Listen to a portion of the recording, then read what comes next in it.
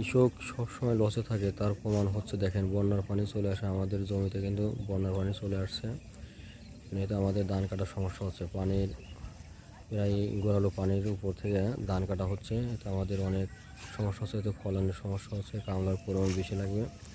আসলে কৃষকদের দুঃখ মানুষ কয়জনে বোঝে, কিন্তু এই হচ্ছে বর্তমান আমাদের জমির ধানের অবস্থা। এদিকে কিন্তু আমাদের অনেক ধান কিন্তু এখনও কাটা হয় নাই। এই পানির মধ্যে ধান অলরেডি পড়ে গেছে, গতকালকে পানি ঢুকছে।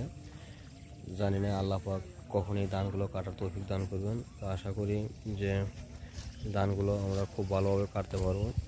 এই হচ্ছে বর্তমান আমাদের এলাকায় ধানের পরিবেশ পরিস্থিতি, বিশেষ করে আমাদের জমিতে এই অবস্থা। আসলে একটু সচেতন না থাকায় কিন্তু এই অবস্থা। আমরা আসলে কতটাই অসচেতন এটা কিন্তু দেখানোর চেষ্টা করলাম।